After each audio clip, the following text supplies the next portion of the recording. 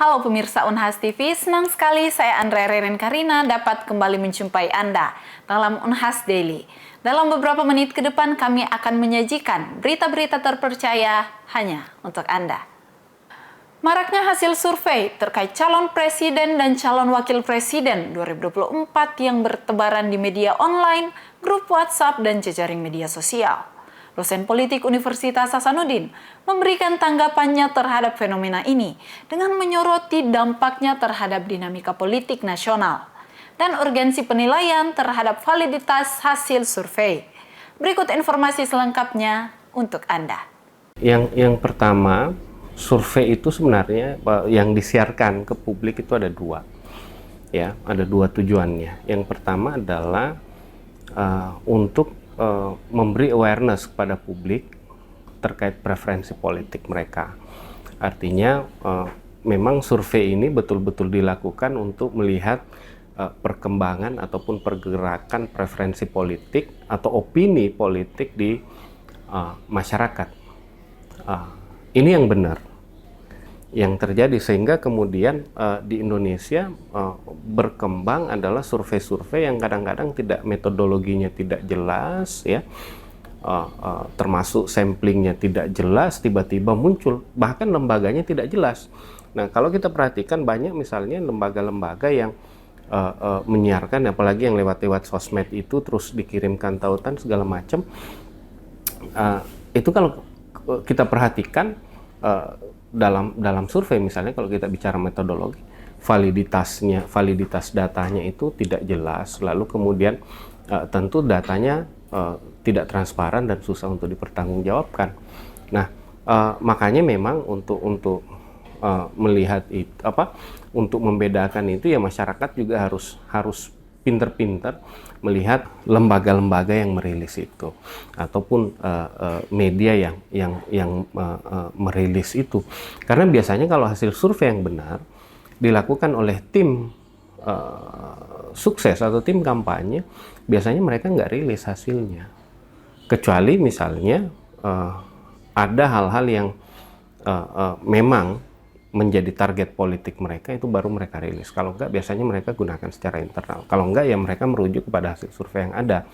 Nah, di sisi lain memang yang dipublis itu adalah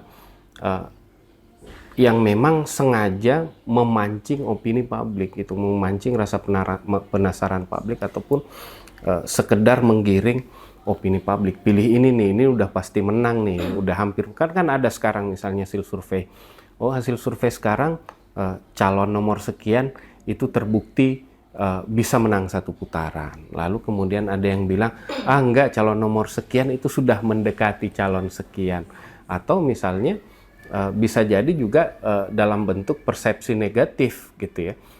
Oh ya percuma pilih ini, suaranya merosot terus di Sulsel misalnya, kan ada itu hasil survei yang ngomong begitu. Makanya kita juga harus pandai-pandai kemudian melihat yang pertama dari sumbernya. Saya tidak ini ya menggiring masyarakat untuk ini, tapi biasanya lembaga-lembaga yang lebih kredibel, ya, media-media mainstream itu hasilnya lebih bisa dipertanggungjawabkan daripada lembaga media-media yang tidak jelas yang beredar di media sosial yang menggiring opini. Karena sekarang sebenarnya bukan hanya hasil survei, tapi juga banyak misalnya di TikTok, di IG, Reels IG itu, lalu di video-video di Facebook, bahkan pernyataan-pernyataan di Facebook, bahkan kemudian misalnya kadang-kadang dibikin berita-berita yang seakan-akan berita gitu ya, tapi sebenarnya dari sumber yang tidak bisa dipertanggungjawabkan untuk mendiskreditkan calon. Tujuannya sama gitu, untuk menggiring opini publik. Nah, survei yang abal-abal itu ya tujuannya sama gitu, untuk mendiskreditkan calon atau untuk memberi kredit pada calon tertentu, atau bahkan untuk mengarahkan opini publik untuk memilih calon tertentu. Ini persoalannya memang karena secara untuk mengukur akurasi survei itu kan harus dibuka datanya. Artinya ada transparansi data dan kita tidak bisa mengakses ke situ. Makanya kemudian tadi saya bilang bahwa lebih baik kita lihat siapa lembaganya, gitu ya. Lembaga yang selama ini kredibel, dan juga kan ada apa? Ada asosiasi lembaga survei itu, kita bisa lihat apakah dia memang masuk di situ. Karena kalau dia masuk asosiasi lembaga survei, otomatis metodologinya ya dan toolsnya juga sudah terverifikasi dengan bagus. Nah, saya rasa itu saja caranya gitu ya, dengan merujuk pada lembaga-lembaga kredibel, termasuk lembaga penyiaran yang kredibel. Universitas Hasanuddin telah mengumumkan program beasiswa penuh yang bertujuan untuk mendukung pendidikan anak-anak kurang mampu hingga menyelesaikan studi mereka. Program ini mencerminkan komitmen Universitas Hasanuddin dalam menciptakan akses pendidikan yang lebih luas dan kesempatan yang setara bagi semua. Apa saja persyaratannya? Berikut berita selengkapnya untuk Anda. Universitas Hasanuddin memperkuat komitmen kesetaraan pendidikan dengan meluncurkan program beasiswa penuh, membuka peluang bagi mahasiswa berpotensi yang memenuhi syarat untuk mengejar pendidikan tinggi di lingkungan universitas. Inisiatif ini senada dengan misi Unhas dalam memberikan kesempatan adil bagi generasi muda untuk meraih pendidikan berkualitas. Profesor Dr. Insinyur Jamaluddin Chompa MSc atau yang akrab disapa Prof. JJ, selaku Rektor Universitas Hasanuddin, membeberkan langkah-langkah konkret yang diambil Unhas untuk mendukung mahasiswa yang kurang mampu. Melalui strategi inklusif, Unhas tidak hanya memberikan bantuan finansial, tetapi juga menciptakan peluang untuk memberikan pekerjaan bagi mahasiswa yang membutuhkan. Untuk memenuhi syarat mendapatkan beasiswa, mahasiswa harus memenuhi beberapa persyaratan dan akan diverifikasi oleh tim UKT Unhas. Persyaratan tersebut mencakup pengumpulan berbagai dokumen seperti jumlah pendapatan orang tua, foto rumah, tagihan listrik, rekening koran, dan tagihan air.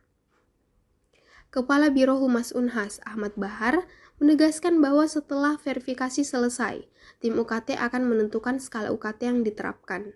Skala UKT bervariasi dari UKT 1 yaitu biaya kuliah terendah hingga UKT 8 biaya kuliah tertinggi.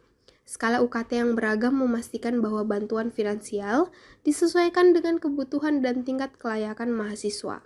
Hal ini sejalan dengan upaya Unhas untuk memberikan dukungan finansial yang proporsional kepada setiap calon penerima beasiswa.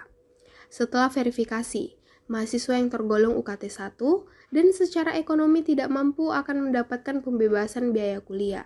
Hal ini bertujuan agar aspek finansial tidak menjadi hambatan bagi mahasiswa berpotensi untuk melanjutkan pendidikan tingginya. Unhas tidak hanya membatasi pada verifikasi dokumen, tetapi juga akan melakukan wawancara tambahan untuk memahami situasi mahasiswa secara lebih mendalam. Bagi mahasiswa yang membutuhkan, Unhas akan menyediakan peluang pekerjaan, baik melalui magang maupun kerja paruh waktu di perusahaan Unhas. Unhas menawarkan berbagai jenis beasiswa, termasuk beasiswa KIP kuliah dan dari mitra Unhas. Prof. JJ mengakui bahwa meskipun jumlahnya signifikan, upaya ini masih belum mencukupi, dan target Unhas adalah memberikan bantuan minimal 25% dari jumlah total mahasiswa.